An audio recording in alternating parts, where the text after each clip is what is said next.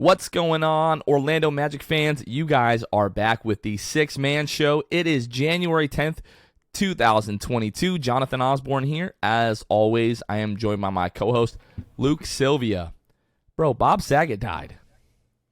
Yeah, that was crazy, right? That's wild. I mean, it just showed up on my Twitter and it said that he actually was found, I guess, in his hotel room in Orlando at the Ritz. So that's crazy. Rough time for Orlando right now. Like, let's be all the way real. Right. Like, Bob Magic Saget, lose a game, Danny you Tanner. lose Bob Saget. Were you a big Full House fan growing up? I was. Yeah. I was. Yeah, I watched it. I tried Fuller House, but couldn't do it. Just wasn't the same. But yeah, no, I was a big Full House fan, so that was unfortunate to see tonight. Every day would walk in the house, backpack would come off, TV would turn on, and it was channel 52. It was ABC Family here, and many a Full House episodes or marathons, whatever you want to call. Of those type of shows for me, it was that, The Cosby Show, and Family Matters. Those were the three bangers. Family Matters was more when I was like really, really young. I remember that being on. I don't know if it was TBS or what it was on. Family Matters. What was the other one that you said? The Cosby Show. Yeah, the Cosby Show. I think that was like more like Nick at Night. For me, it was Full House, and it was The Fresh Prince of Bel-Air. Yeah.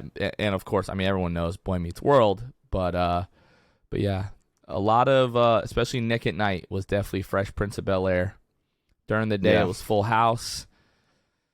Yeah, man. And did you ever watch the George Lopez show? Of course. Oh yeah, dude. Oh yeah, dude.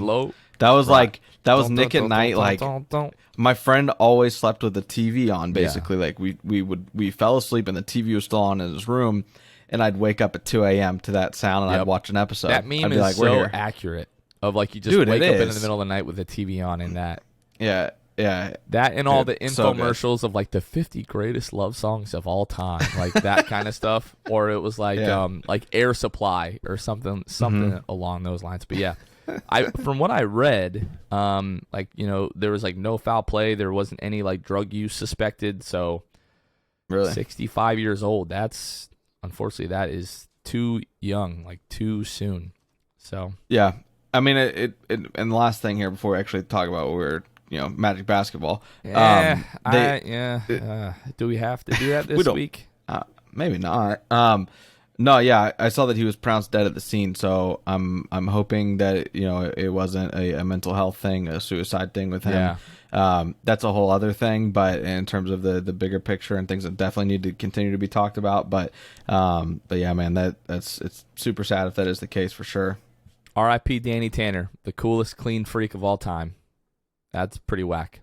One other housekeeping thing before we talk about the Orlando Magic. Shout out to our patrons. If you guys weren't aware, we do have a Patreon channel, patreon.com/the six-man show. 3 separate tiers, awesome benefits, helps financially support the show. But shout out to Court Cousins, Drew Gooden, Armin, Keith Garcia, Zico, Carson Tulo, Nathan Lynn, Ellis, Norm L, Magic Player History, Giulio.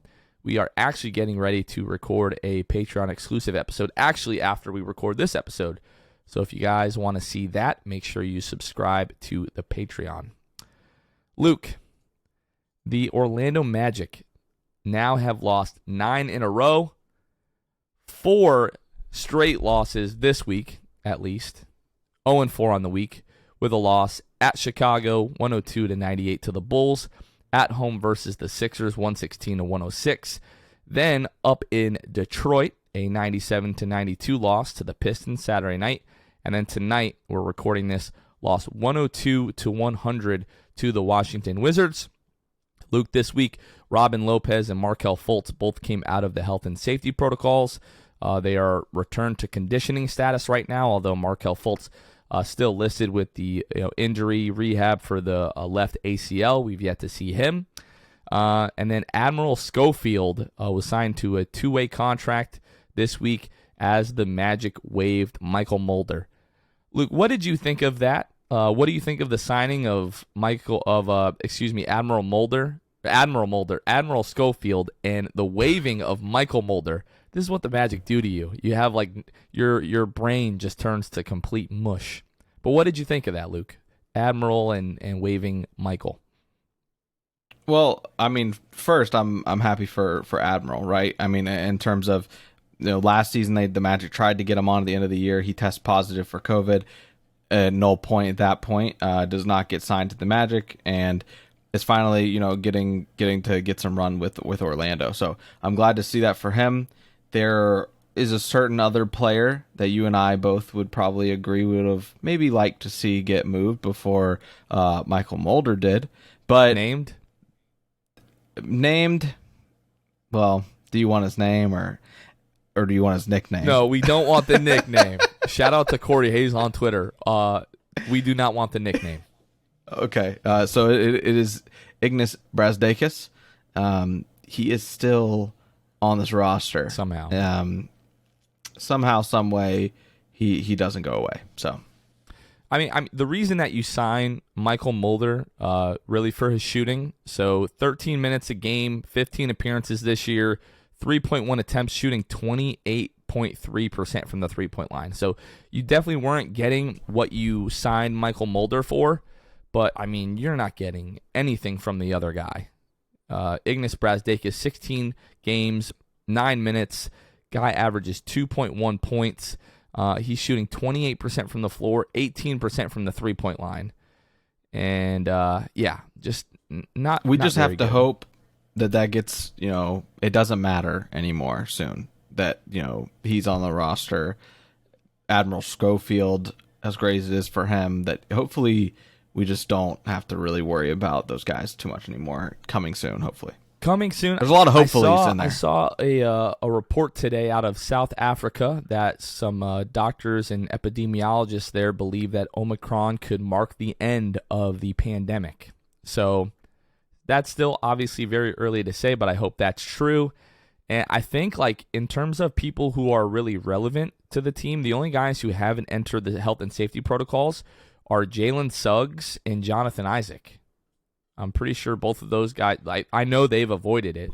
And it seems like our team's bout with COVID is done, at least for the foreseeable future when it comes to like natural immunity. And I know a lot of these guys are vaccinated and boosted. So, yeah, hopefully we don't have to run, too much into that, going down the road here. So, yeah, happy for Admiral Schofield. But like Luke said, hopefully that really shouldn't matter too much. So, we're trying some things out. We put some feelers out there today on Twitter and Instagram. We're thinking about going to 2 shows, a week, with the 6-man show, just covering the Magic twice a week.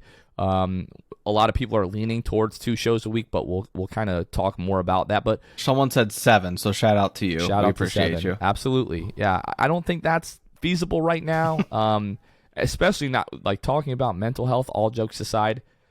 7 shows right now covering this team is really, really difficult. Shout out to everyone covering the NBA right now, especially the last, 3 weeks with all of the kind of like replacement players.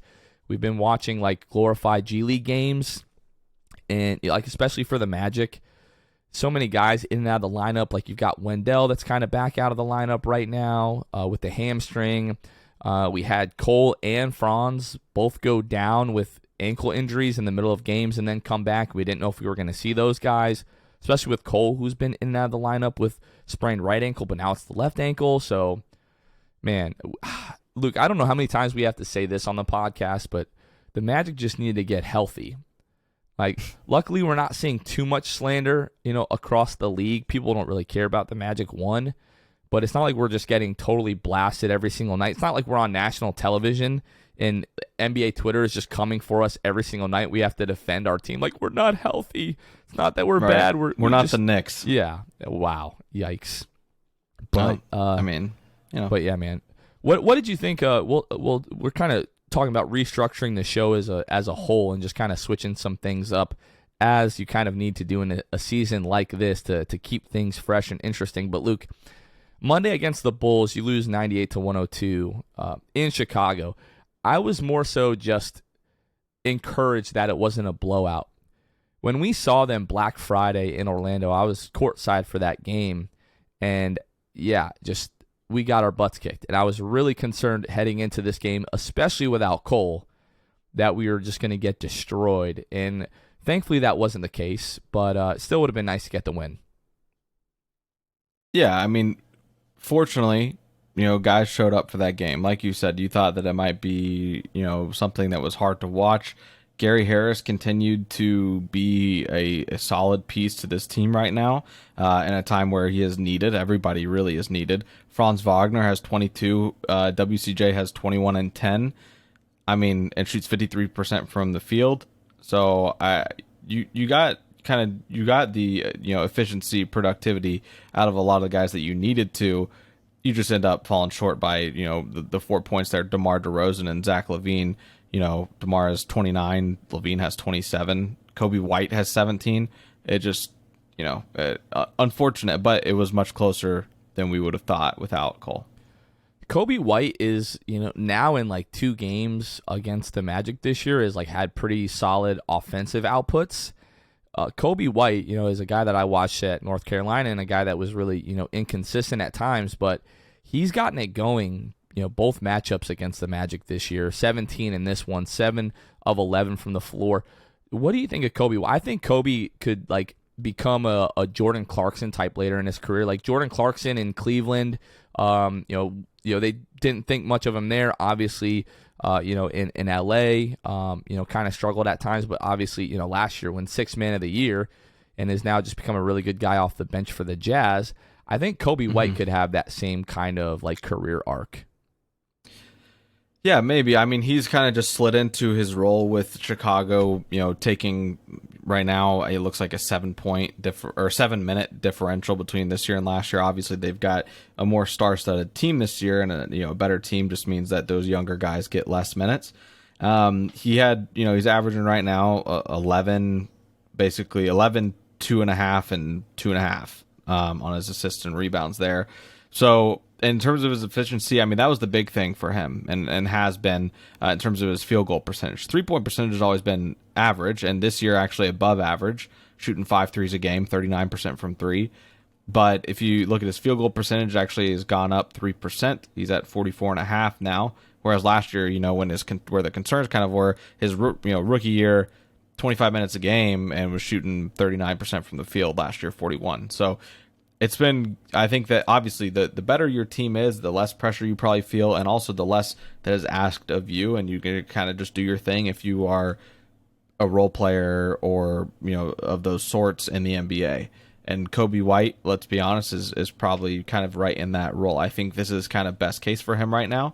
He is only 21, but and we'll just continue to see how he does, and hopefully this Bulls team can kind of continue to amplify his ability to play and be able to continue his efficiencies be on the come up like they are right now from the field. Yeah, him being a UNC guy, I would really like to see him continue to improve. But yeah, Magic losing 98-102 against the Bulls. There's something I want to ask you. We'll talk a little bit later about you and I had a conversation tonight during the game about Gary Harris and Terrence Ross and some of the young guys. So I do want to revisit that for our listeners because I think they'll probably get a kick out of it. I think they like any time that we don't necessarily agree on stuff. So right. Moving on, you lose to the 76ers 116-106. Magic actually got some pretty good offensive performances like Mo Bamba. I think that was his career high, 19 points. I think I read that. 8 of 12 from the floor. Franz Wagner, 15 points, 6 of 11. Cole Anthony, 26 points. Not a great night in terms of his efficiency. You don't get much help from the bench other than Terrence Ross with 18 points. Season high, by the way, for Bamba. Season high, not career high. It was career last year, 22 points on May 3rd.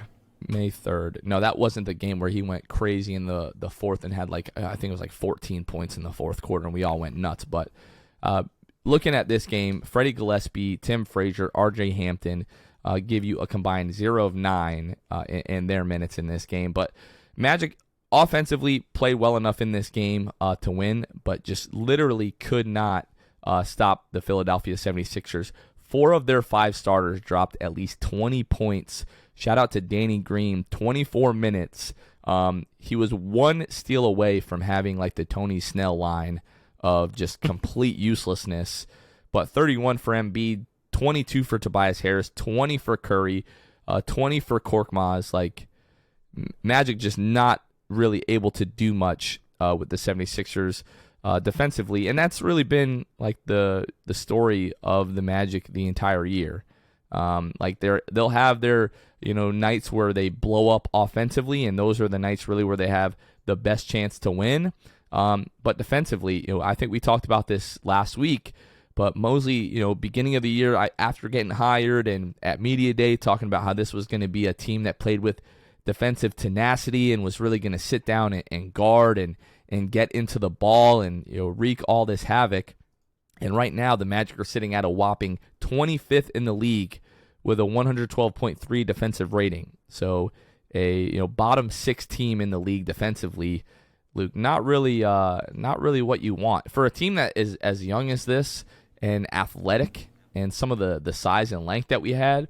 It should not be as big as a problem as it is, and we could say that about rebounding as well, right? Like tonight, we'll talk more about the game against the Wizards, but you just get killed on the glass, and how many times have we seen that this year? So really, it sucks when you play well enough offensively, you just can't stop the other team from putting the ball in the basket, which, as you know, Luke, is the entire point of basketball. So they say. That's what I've heard. Say. We haven't seen much of that in these parts, but no, of course not. Yeah, no, that game against Philly was interesting. 30% from 3. You force 17 turnovers, but that doesn't help much when you have 19. So, yeah, I mean, not much to take away really from that game. Cole has 26, and that was really about it. Besides Dell having another double-double. Well, that and the Magic commit 30 personal fouls, which I believe was the season high. I mean, you gotta be kind of count your lucky stars that the 76ers only shot 24 free throws on 30 personal fouls. It just goes to show you that couldn't stop them from getting the basket, and even when you wanted to, a lot of fouling. So not really ideal, but it wasn't a blowout per se. So I guess that's one takeaway as this team still is working back towards getting healthy. And then let's talk Saturday night. So Saturday, basically the entire day, I was at my sister's wedding. I was in the wedding as a groomsman. The girls were flower girls, so that was pretty great. Good day for the Osborne household, but I missed the first quarter. I was talking to somebody today, and I was like, the only time I miss an entire Magic game is like it was Christmas, like the Christmas services on the 23rd. Like we went and I missed like the first half. So I don't miss much of these Magic games for anyone except Jesus. So shout out to my sister. Congratulations, obviously. But so producer Kevin took over the Twitter account, which was a big hit. People liked his rating of the halftime show. We'll have to bring that back. But Kevin even recorded like a post game thing, and I felt bad because I posted mine, and then he was like, "Oh well." But I was just like, I do that every game. I still enjoy doing that. I told him, Kevin, post it anyways, but he did not. But anyways, Magic lose 97-92. You really had a chance, the whole way down to the ill-fated Cole Anthony 3-point attempt, kind of. Towards the end of the game, and then you got a foul, and the game is over at that point. But Luke, what did you think of this game? Because a lot of it came down to, the Magic were hoping this was going to be like a Franz Wagner versus Cade Cunningham type of battle. It did not end up being that. I guess you could say Trey Lyles gives the Magic a lot of problems in the second half, but you get 28 points out of Gary Harris. Which really should be enough to get it done. But for me, it came down to you just don't get enough, offensively out of Cole and Franz. 19 points from Cole, but on 18 shots. You get 9 points, 4 of 10 from Franz. Ends his long, I think it was 21 games of scoring double digits in a row. But no Wendell Carter in this one as he's out with the hamstring injury. Freddie Gillespie, gives you 14 minutes, but 2 points. I think, Luke, we joked about this, but how bad do we think that Jeff and John wanted to lose this game against the Pistons, which gave the Magic like the sole? I think they now have like a 3-game, Lead it probably isn't the right word, but they're back 3 games on the Pistons for the worst record in the league.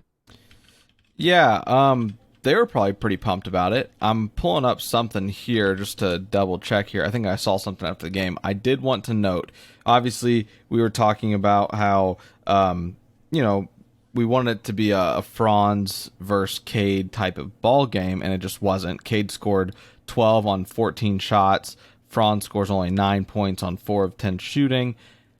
But the thing that, kind of hit me after the game on scrolling Twitter, they're talking about Killian Hayes and Cole Anthony.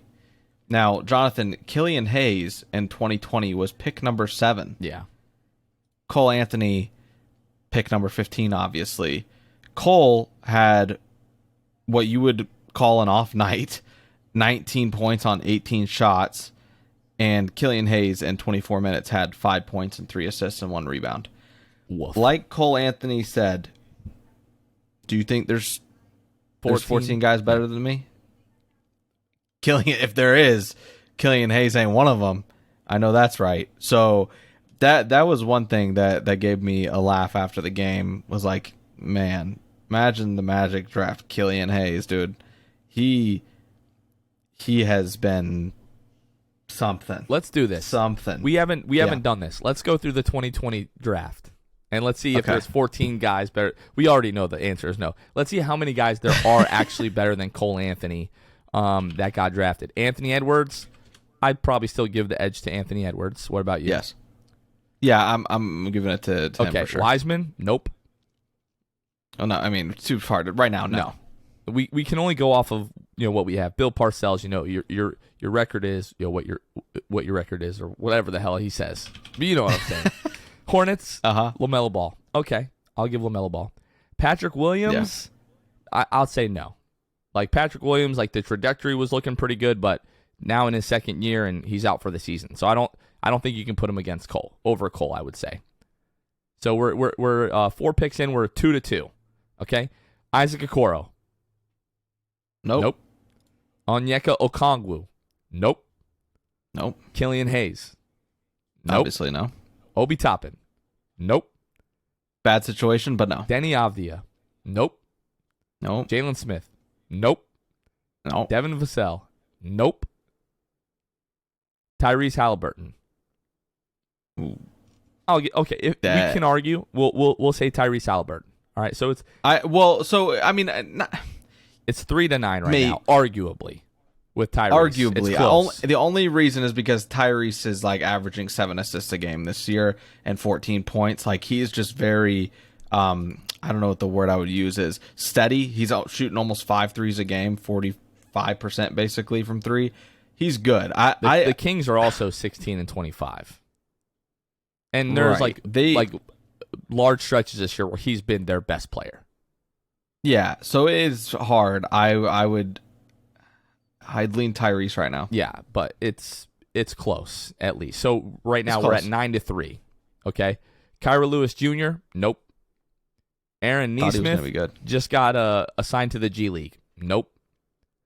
So we're talking about 14 guys ahead of Cole, and it's 2, maybe 3 guys that are better than Cole Anthony. Right? Yeah. Let's go through Let's just go through the rest of the first round here. Isaiah Stewart, nope. Poku, nope. Josh Green, nope. Sadiq Bey, Pistons fan might argue. I would say no. Precious Achiuwa, I'd say no. Absolutely not. Tyrese Maxey, probably. Yeah. Okay, so what is that now? 4 guys? Zeke Naji? No. Leandro Balmaro? No. RJ Hampton? Love you, but no. Emmanuel Quickly? No. Peyton Pritchard? No. Udoka Azubuike? I just butchered this dude's name. Apologies. Jaden McDaniels? No. Malachi Flynn? No. Desmond Bane? He's been good. That's hard. But all right, 4, maybe 5 guys out of the entire first round. So we just answered that, Cole. Is there 14 guys better? No. Cole has a legitimate argument at top 3 in this draft so far. Jerry's still out. kind of. It's second year. Let's all kind of pump the brakes. I'm giving it to Desmond Bane, by the way, but yeah. No, hey, that's fair. He's popped off. He's playing for a really good team. Stretches, he's been the best player on that team. So with Ja Morant, like, he definitely stepped up, and they're fourth in the West right now. Yeah. So hey, give it to Desmond Bane here. Guys, cheers to 2022 and resolutions you can actually keep. How about having clean and shiny balls all year round? Our sponsors at Manscaped are here to save your balls this year and make the ball drop into 2022 the cleanest and sexiest ever. Set your first New Year's resolution with good intentions and join the 4 million men worldwide who trust Manscaped with our exclusive offer. Go to manscaped.com and use code SIXTH, that's SIXTH, for 20% off plus free shipping. And inside the Performance Package 4.0, you'll find the Signature Lawnmower 4.0. This electric trimmer is designed to trim hair on loose skin.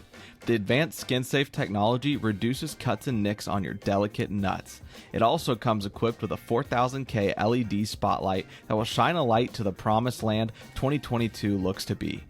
A grooming routine isn't complete without applying Crop Preserver and Crop Reviver before showing off your 2022 self. These unique formulations take care of the smelliest part of your body and are a big boost to your confidence into the new year. To complete the set, Manscaped threw in their Shed travel bag and anti-chafing boxer briefs as free gifts to keep all your goodies stored comfortably. Get 20% off and free shipping with the code SIXTH at manscaped.com. That's 20% off with free shipping at manscaped.com and use code SIXTH, SIXTH. It's New Year, no pubes in 2022 with Manscaped. Okay, let's move on to tonight, Luke, against the Washington Wizards. So this was a weird game. Magic went down in the first quarter, then came back. Then we're up at the half. Then we're up in the second half, and then they were down, and then they lost. It really was a weird game. For me, it honestly comes down to rebounding. You're out rebounded 54-42 in this game. Kyle Kuzma, 27 points, almost as many rebounds tonight. 22 rebounds.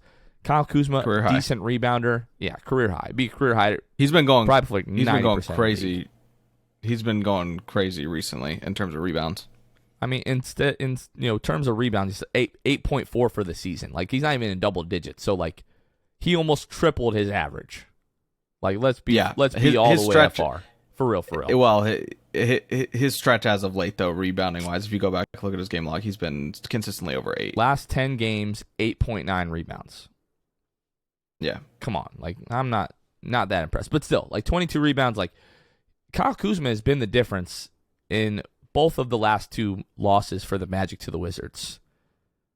Back in, what was that? Was that November? I think it was November last time that we played the Wizards. He had 13 straight points in the third quarter, and that was pretty much the difference for the Magic. And tonight, second game without Wendell, and the Magic definitely felt it. Mo Bamba, 28 minutes tonight, starting at center, 9 rebounds, not acceptable. Had a great game the other night against the Pistons, but tonight, 28 minutes, 10 rebounds, 10 points, 9 rebounds. Is not going to get it done when you're getting destroyed on the boards by Kyle Kuzma and Daniel Gafford. And let's talk about Daniel Gafford for a second. It was not that long ago. I remember Vooch was making that dude his grandson, absolutely destroying him. And now Daniel Gafford, when it comes to defensively, is a legitimate problem. 3 blocks tonight. But another night for the Magic where, I talked about this at halftime on Twitter, Cole Anthony and Franz Wagner at halftime combined for 7 points, 2 of 12 shooting. Tonight they combined for 28 points. And what is this, 10 of 30 from the floor? A solid night defensively for the Magic. Not so much in the fourth quarter, they give up 35 points, but you are not going to win many games with Cole Anthony and Franz Wagner right now. Your 2 best players, not arguable to me. Just didn't have it offensively tonight. The only reason you're in this game, 32 points from Terrence Ross, scored 20 straight points spanning the third and fourth quarter for the Magic, 7 of 7 from the floor in the third quarter. Like, if Terrence Ross doesn't do that in the second half, the Magic probably lose this game by like 10 plus, Luke. And then do you want to talk about like the last, I don't know, what was it, like 20 seconds of this game? Yeah.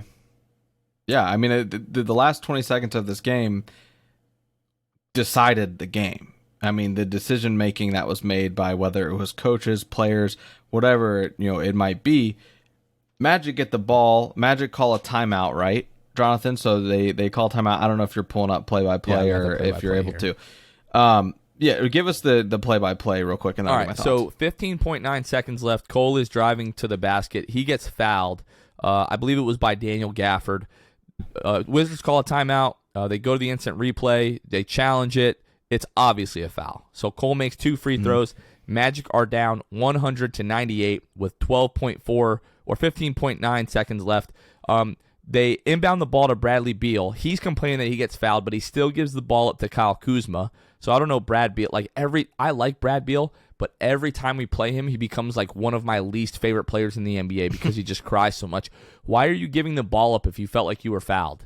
Like, if you feel like they're fouling you, just be like, hey, yo, I'm getting fouled. But no, gives the ball up to Kuzma. We foul Kuzma. Kuzma misses the first free throw, makes the second. So now you're down 3, 12.4 seconds left. Magic come the length of the floor. Franz, they actually had a really nice play call, but Franz gets basically an open dunk at the rim. Now you're down 1, 7.8 seconds left. So now, okay, they call timeout actually after Kuzma made the second free throw. Let's go back to that, okay? So again, you're down 3, 12.4 seconds left, all right? The Magic call a timeout. It's their last timeout of the game. So they all know, like, hey, they're going to inbound the ball, okay? Well, we're going to get the ball. This is the play that we're going to run. The Wizards are going to get the ball back. We have to foul. There's got to be another play call after that, right? Like, thinking, through Jamal Mosley's thought process, like, there's got to be another play after if you get the ball back with a chance to win or tie the game. There's got to be something in place. So Beal misses his first free throw, makes the second. Now the Magic, it's 6.8. Magic are down 2. 6.8 seconds left. Chuma's inbounding the ball. It looks like they're trying to get the ball to Cole. Cole doesn't end up getting the ball. It goes to Franz, who drives the length of the floor. It looks like he's trying to get to the rim. He can't. And then it's like a dribble handoff. To Gary Harris. And Gary Harris gets blocked by Beal basically at the buzzer, and the game's over. So, I mean, it seems like the plan was to get the ball to Cole, which all of us would have done. But I don't know what happened. Like, Franz, maybe like rookie mistake, just didn't think, just lower your head, try to draw a foul. Tries this like dribble handoff with Beal there to Gary Harris. Doesn't make any contact with Bradley Beal to like try to set up a pick and free Gary Harris, and Gary Harris, like, Beal gets a finger on the ball, and the ball has no chance to get to the rim, and the game's over. Here's my thought process. My thought process is when the Magic have the ball at 12.4 seconds, they call that timeout. They're drawing up the play, and it turns into that Franz dunk, right? There is a great reason why the Wizards are letting you drive the lane and just get a free dunk. I wholeheartedly know, the Wizards know, the Magic don't have any timeouts left. So regardless of what they do, when they foul us, let's say they miss the second free throw. They, regardless of that, or if they make it, the Magic have to go the length of the floor in 6 seconds, which is enough time, but there's just never, like, it's going to be rushed. It's going to be rushed. You're going to have some great action on the other side of the court. You have Cole. You have 2 guys coming for the inbound. You have a guy inbounding the ball and leaves you with 2 at the other end of the court. And then you end up with what you get at the end of that game. Obviously hindsight is 2020, but I really think that Mosley, 12 seconds is typically the amount of time that, like, when you're dribbling out a clock and you want the final shot, you start your play development and you start your play with 12 seconds left on the clock. And I think that you try whatever you want to draw up in that final 12 seconds and just try to get a 3 from there, because thinking forward, regardless, you're going to have to go the length of the court to try to win the game. I honestly would rather wait down to 10 seconds or 11 seconds, you're right after you inbound the ball, let a play develop and try to get somebody open. I understand they were guarding the 3-point line, but I don't know, man. That it didn't execute well. And like I said, hindsight is 2020, but that's just kind of where I'm at right now with that final. Yeah, it's frustrating to have another loss like this, especially with this being the ninth loss in a row. The good news is, like, if you look at the Magic, like just in terms of like the schedule and the outcome, we didn't get blown out this week. Last blowout coming against the Bucks, 136-118 a couple weeks ago. Since then, you've got a 116 loss to the Celtics, and then 4-point loss to the Bulls, 10-point loss to the Sixers, 5 to the Pistons, 2 to the Wizards tonight. And then you're getting ready to play the Wizards again here on Wednesday. So no game to Monday or Tuesday.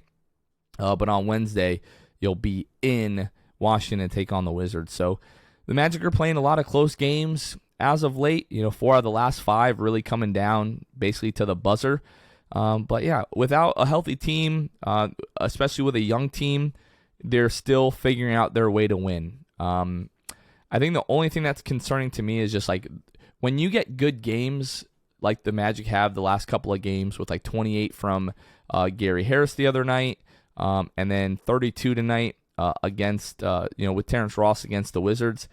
If you can't capitalize on that and win those games, like it's really just a wasted opportunity. You're up 8 in early in the fourth quarter, and then a few minutes later you're down 6 to the Wizards. This team, they're young, they're inexperienced, they're learning, but at some point these are the type of games where you just have to say, we are not letting go of the rope. We are not losing this game. You can't have a 14-point swing in the fourth quarter at home. And tonight I was worried, like, oh my gosh, what if we start to get like, let's go Wizards chants? Wizards fans don't even show up in Washington, so they're not going to show up in Orlando. But I mean, there was just no excuse, to tonight. Yeah, you're without Wendell, but at some point, you got to learn to win these games. I feel like we, as depleted as we are, if you have 32 points out of Terrence Ross, guys like Franz Wagner, Cole Anthony, RJ Hampton, like they have to find a way to step it up. So another disappointing loss tonight for the Magic. It's 9 losses in a row. You play the Wizards again. Who knows when the next win for the Magic is going to come. It's been a rough couple of weeks, Luke. Let's go ahead and let's take a look at the schedule. Let's take a look at the week ahead for the Orlando Magic, and let's see when this next win is going to come. So off Monday and Tuesday, then Wednesday you're at Washington. That game starts at 7 o'clock. Then you're off Thursday, game Friday at Charlotte. That game again starts at 7 o'clock. And then Saturday at Dallas. So quick little 3-game road trip coming up for the Magic. That game Saturday at Dallas will take off at 9:30. Let's see. So at Washington, at Charlotte, at Dallas versus Portland, then at Philadelphia, home for Los Angeles, home for the Bulls, at the Clippers. And then Friday, January 28th, you take on the Pistons. Luke, I think we have a chance to bounce back with a win Wednesday at Washington. Let's talk about this week first. So at Washington, at Charlotte, at Dallas. I think we have a chance to take that one Wednesday in Washington. I feel like the team is going to want that one pretty badly. But what do you think is going to happen this week? 3 games. I'm feeling I don't know why with this team, but I'm feeling optimistic. Okay, I'm feeling optimistic about this week. I'm gonna say that the Magic go 2-1.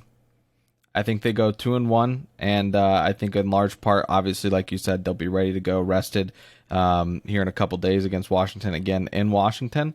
But the Grizzlies play the Mavericks Friday,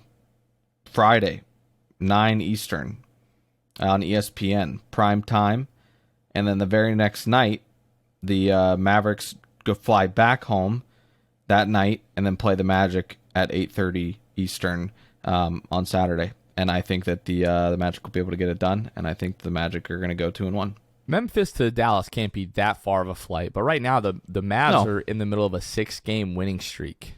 I mean, in that span, they've played like the Kings, the Thunder, the Rockets, but they've also beaten the Nuggets. They beat the Warriors. They beat the Bulls. So they ain't played the Magic. Oh, I mean, it'd be 7. It'd be 7 in a row. It'd be 7 You in a know row, what I'm Luke. saying? I don't think they're gonna do it. I think see the Magic go going 1-2 on the week. I think, Yep. and I'm hoping that they find a way to pick up that game Wednesday in Washington. If not, you're at a 10-game losing streak. Something about a double-digit losing streak in the NBA, I think, just kind of It means hits a you're little bad. bit different. It means you're very bad. And then, Luke, if they don't win that game, if they don't beat Washington on Wednesday, there's an outside chance that this team loses like 17 in a row here. So we're looking. Washington would be 1, 2, 3, 4, 5, 6, 7, 8. So yeah, we're looking at like a 17 game, like outside chance of a 17-game losing streak, and then you play the Pistons at home on Friday the 28th, and we just lost to the Pistons. So who knows? There's like a very small chance, but I don't think it's impossible that the Magic lose 20 in a row potentially. Just looking at the schedule and the way the team has been playing, how sad is that? Like, statistically, probably won't lose 20 in a row. No. But, I mean, this is one of the worst Magic teams in Magic history. Like, currently constructed with all the injuries and everything. Now, we get Jalen, J.I., and Markelle back. I don't think that's the case that we're one of the worst teams in Magic history. But currently constructed, I find it's pretty hard to argue against that. So hopefully that's not the case. Luke, let's go ahead. I wanna end the pod with a couple of questions here. I feel like Jamal, he's definitely had his shortcomings as a head coach so far, but what he has done, in the midst of a handful of, well, now it's 3 pretty sizable losing streaks. So I think it was like 2 7-game losing streaks, and now we're at a 9-game losing streak. And he's done a pretty good job of keeping the band together, so to speak.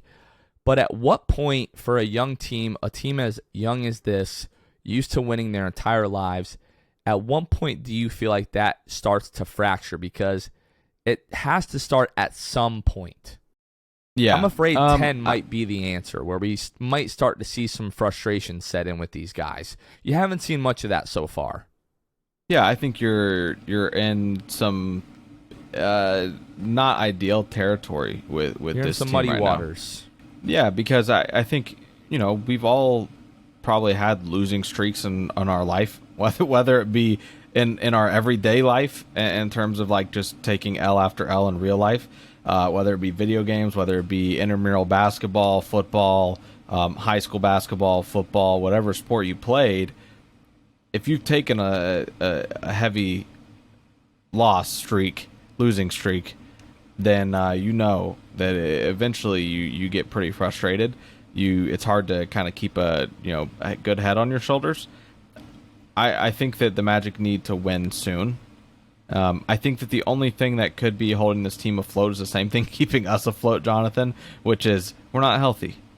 We got to get our guys back. This isn't our real team. And I think that might be the only thing, really, that is going to keep them sane throughout this losing streak. Do you think there's any danger in them kind of letting go of the rope, though? Like, you get to 10 or 12 games, and you're like, we're just going to suck until we get healthy. And then all of a sudden, 12 games turns into, 17, 18, 19 games. Because right now, we are at literally G League games, like the Brooklyn game, Atlanta game, and a Toronto postponement, by the way. We're those games away from this being 1, 2, 3, 4, 5, 6, 7, 8, 9, 10, 11, 12, 13, 14, 15, 16, 17, 18, 19. We're G League games away. Do you feel confident that we would have beat Brooklyn if Brooklyn was healthy? If Brooklyn was healthy, no. Right. Atlanta. No. No. No Trae Young in that game. Right. We're very close to almost being at 20 games right now if it wasn't for, potentially the whole COVID thing from happening. Yeah. So Jamal's done a great job, but how many times do we see bad teams, just especially young bad teams, just kind of get down on themselves, get frustrated? And if Jamal is able to, and I think he can, I feel like this team is mentally tough enough. Don't get me wrong. I feel like this team is mentally tough enough. I feel like the chemistry is good enough. They're not giving up in these games. They're not letting go of the rope. I think that is a huge, kudos, pat on the back to Jamal Mosley if he is able to kind of keep this team afloat through what has been, a really, really rough part of the schedule the last, 6-7 weeks. Mm-hmm. Yeah, it's been rough, and I have a bad feeling it's going to continue to be that way until we get Markel and J.I. back. Yeah. All right, last thing I wanted to ask you. So you and I brought this up earlier. You and I talked tonight, during the game, and you basically said there are a couple of young guys you'd be willing to give up if it meant keeping Gary Harris and Terrence Ross. So I want you to expand on that, and then who would you be willing to give up to keep those guys, and why? So the biggest thing and the important thing to note throughout the conversation was me putting an or between T. Ross and Gary. Which one would I want to keep more? As of late, and what I've seen in sample size wise, I'd rather keep Gary Harris. I think that the stuff is there with T. Ross that maybe he wouldn't mind leaving. And Gary Harris obviously would have to be re-signed this offseason. But in terms of what I would want, as you also said, T. Ross is coming up on being 32 years old. Gary Harris is not. Gary Harris is. I think he'll be 31.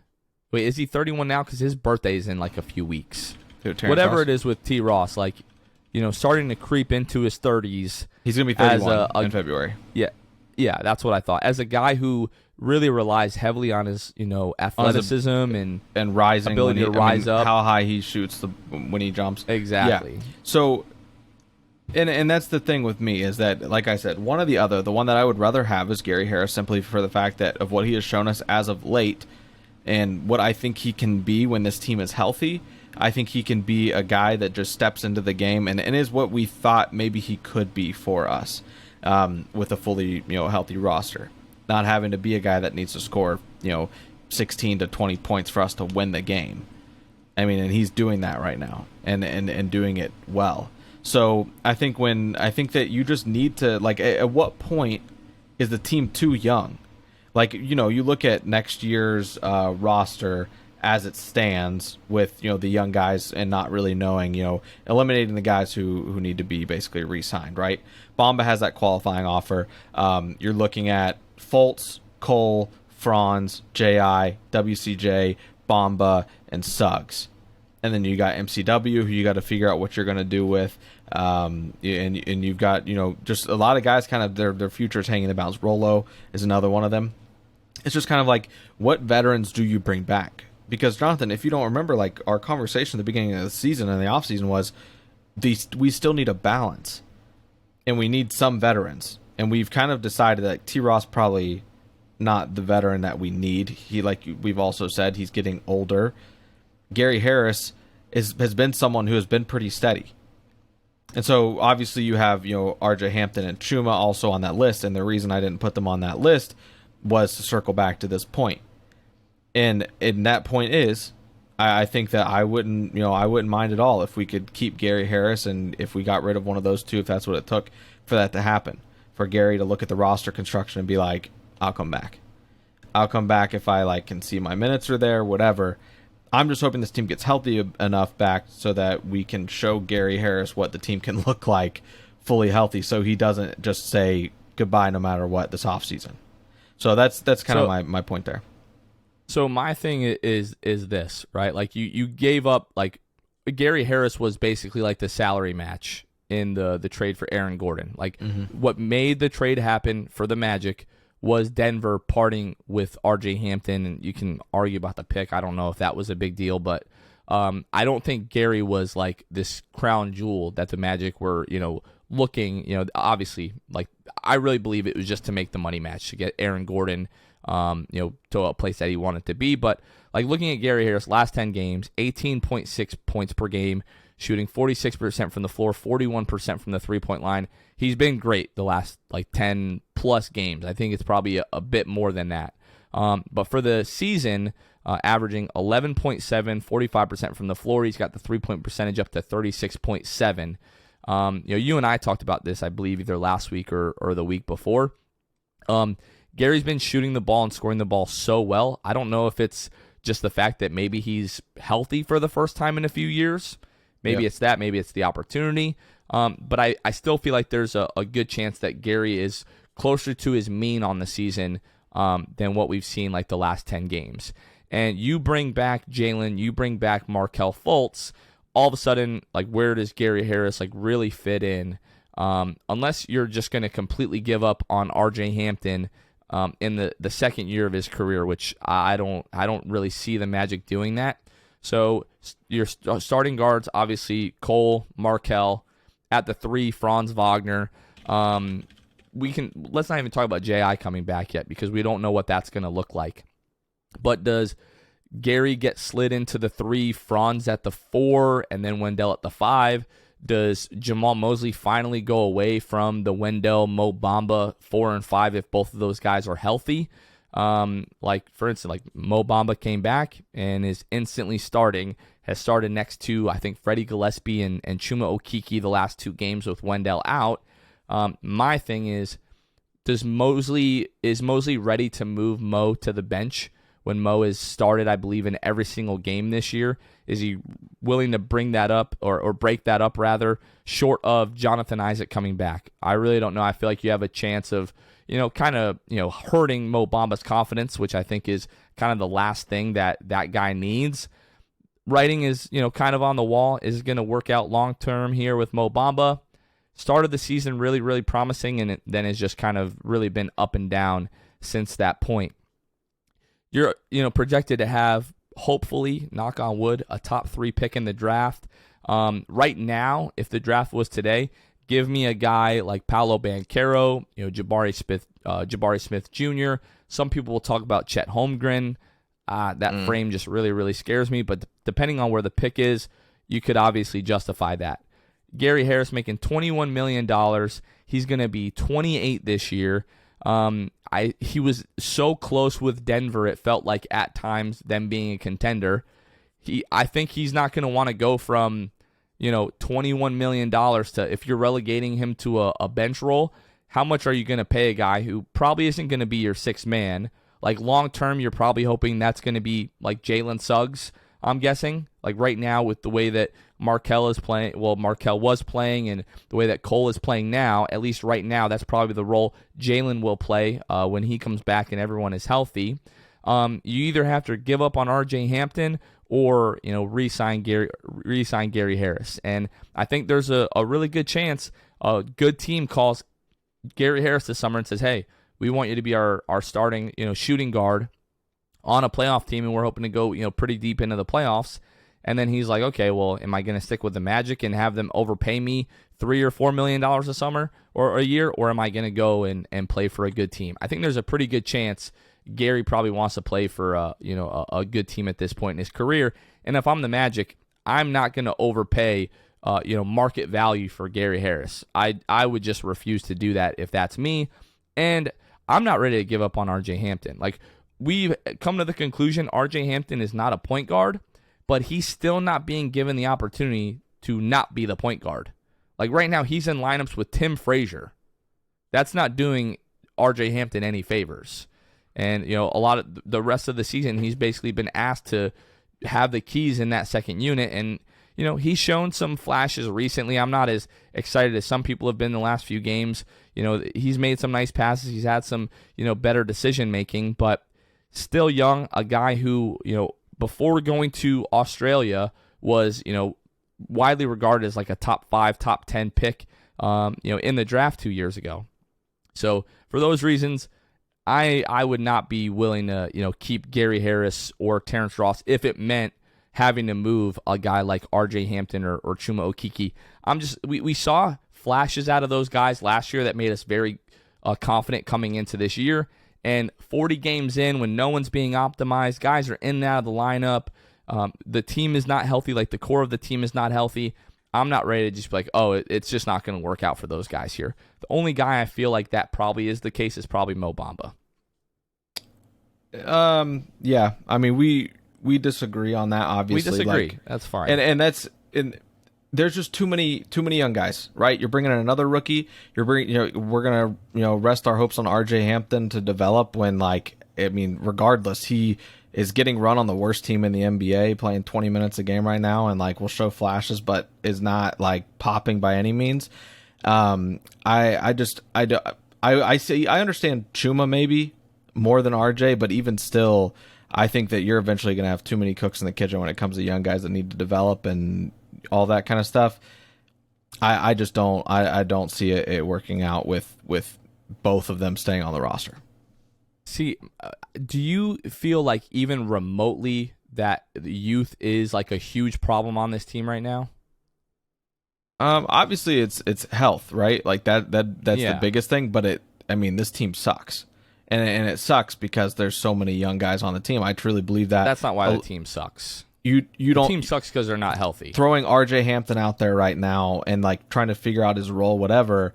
He's shooting 38% from the field, 39% from the field. Chuma Okeke, like these guys aren't blowing my minds right now, and they have all the opportunity in the world to do so because this team sucks. You look at Franz Wagner. Obviously, they're not Franz Wagner. They're not Cole Anthony, but those guys are stepping up when their name is called, and they have a higher role to be playing and more expectations. I just don't. I just would not mind if Gary Harris stuck around instead of one of RJ or Chuma. You can keep one of them, but in this situation, but I don't know, man. I'm not sold on either of those guys. Yeah, and we've talked about this. I'm not gonna like rehash this whole thing, but like RJ with the health has been asked to do like way too much out of his current skill set. Like there are some guys that are just going to be better suited to be like role players. Like Gary Harris is a guy who is best suited as a role player. And that might be the case with RJ Hampton and Chuma Okeke. Now with Chuma, we're not going to start talking about the jump shot. That's a whole nother like podcast episode. I don't know what is going on there. But yeah, I just think, guys playing with better players makes you better. Like that's just kind of the natural order of things. And when, Chuma isn't playing in an offense that's being orchestrated by like Tim Frazier or like Hassani Gravett or RJ Hampton, I feel like he's going to, benefit from that. And the same, kind of with RJ Hampton. Once we see what will most likely be Jalen running the second unit kind of next to RJ, I think we could see a stretch later in the season where he's much improved. But Luke, this is going to be a conversation I think that we're going to continue to have. Yeah. Because the Magic might look at Gary Harrison and Terrence Ross come trade deadline and be like, these guys look pretty good right now. What can we get for them? Like that is totally a possibility that we might not even get to the point of the offseason with Gary Harris. So, but Luke, I think that is going to do it for this week, unless you have anything else. No, that's it. Okay. Well, we're going to be looking to you guys for feedback. We're kind of switching up the format of the show, trying to keep things interesting. And, we're talking about going to 2 shows a week. So if you guys listen to the show, if you're on YouTube or wherever you're listening to the show, hit us up either in the comments on the YouTube video or on our social media accounts. Let us know how you felt about kind of this more, I guess, free-flowing episode. And what would you think about us going to, 2 shows a week? So anyways, for Luke Sylvia, this has been Jonathan Osborne. You guys are listening to The Sixth Man Show, and we will catch you guys next time. See ya. Thanks for listening to The Sixth Man Show. Be sure to subscribe on iTunes, Spotify, Google Play, and Stitcher to get new episodes downloaded directly to your phone. Please take a minute to give us a 5-star rating and a review. It would really help us out a lot. Follow us on Twitter and Instagram at Sixth Man Show, and like us on Facebook. We'll catch you guys next time. Go Magic.